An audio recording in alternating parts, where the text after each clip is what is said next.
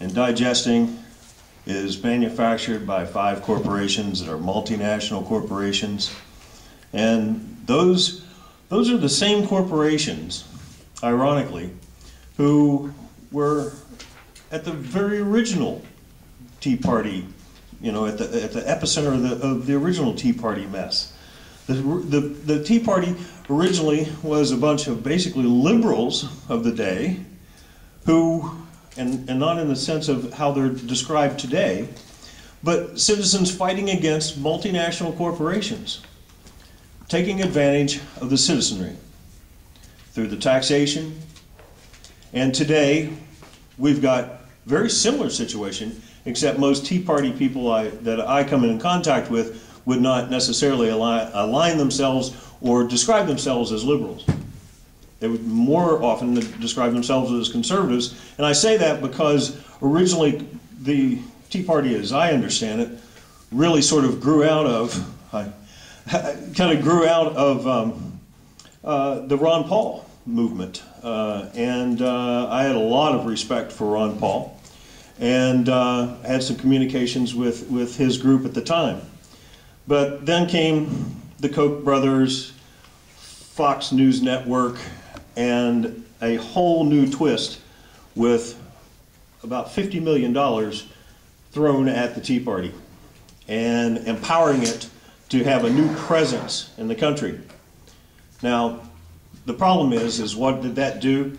That swung us all the way back to the right again, but not the center where the people are. Because the people of this country have all the same problems. You know, there's 400 families, 400 individuals, frankly, who have more wealth than 150 million Americans. That's staggering. You can also equate it that, and you could even see it in the back here because it's so far down here, if we took a normal average salary of an American today, it would only be about this tall in $100 bills. But it would go up miles for those richest in this country. And those are the people who the Tea Party fought at the birth of this nation. And those are the people that the Tea Party needs to be fighting at this time. Because those people are the ones who are trying to take away your standard of living, trying to take away the middle class, trying to take away your right to bargain, trying to take away your civil rights that are guaranteed by not only the Constitution of the United States and the Bill of Rights, but also by our treaties, which also become a part of the Constitution of the United States of America. See, for the last 5 decades, we don't enter into trade agreements with a nation unless they provide collective bargaining rights even for their public workers.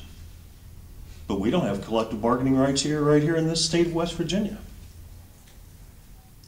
What does the people do when they are constantly having their lives and their quality of life eroded over and over and over?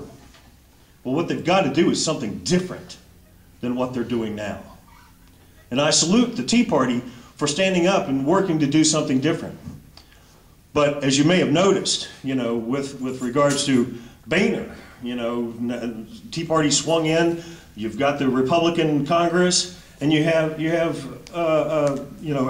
House Speaker Boehner forbidding having Buckles, our own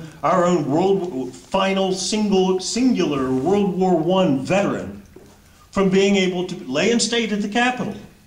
Well, they've given that honor to many other Americans that weren't presidents, etc. He is singular in our nation, but it's nothing new in our nation for our Congress to show that kind of contempt for not only an American citizen, but a veteran, and a veteran of World War I. Because remember, World War I, they were promised a bonus, and when they didn't get their bonus, and the financial disaster, the Great Depression was happening, that is when those veterans and their families took to the streets and they marched to Washington and they set up what were called and known as Hoovervilles. They took over the entire Grand Mall in Washington, D.C. And our greatest military veteran, Smedley Butler, General Smedley Darlington Butler, led that march until our federal forces forced them off of the Grand Mall. But they stayed there. They were making a point. They were standing up for what's right. And that's what we are all going to have to collectively do today, in this time, up against those oppressive forces.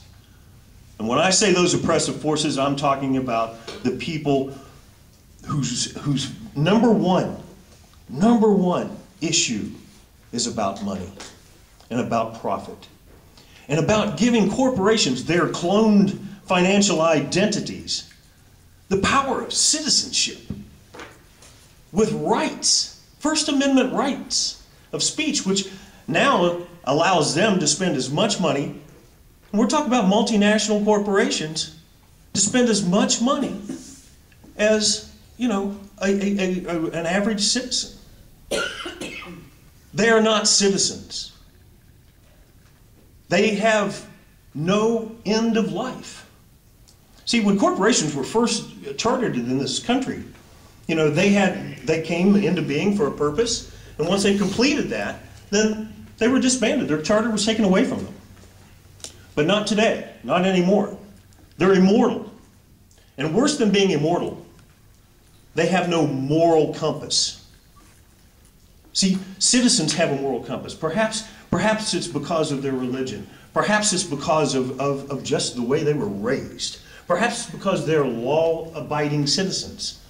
Perhaps they just have a philosophy that they go by. But a corporate citizen has one singular mandate, and that is profit to their shareholders. Under any circumstances, no matter what it is, they have to make sure that they bring that profit. And because of that, when that gets to the point where it is today, we have the absolute disaster going on in our society that we see. Now, I'm really, you know, excited to be here. I guarantee you, you know, I'm typically, you know, pushed over to be the lone liberal tree hugger, you know, the guy that's so out of step with everything. But I guarantee you, the one step that I'll give you is going to be founded in our Constitution. The figures that I give you will come from our general accounting offices or our budgetary offices. The figures that I give you come from no right or left-wing think tanks. I tell you what's actually going on. I will stand up for the people of this state like no one else. And I promise you that. And when you finally are fed up enough, when you're sick enough, I asked in the last election, are you sick enough yet? Because when we're finally sick enough of business as usual, we the people will stand up and we'll do something different. Well, I've been standing up and doing something different for the people of West Virginia. I've made the sacrifices to make sure that you have a party of your own. See, the only thing about the Tea Party is you don't have a ballot line. And that's why it's swung to the Republicans again. Who knows where it's going at this point, but I'll tell you what it needs to do. It needs to get out of the pocket of these multinational corporations, the pocket of big industry, and into helping fulfill the pockets of the average citizen among us. Thank you very much.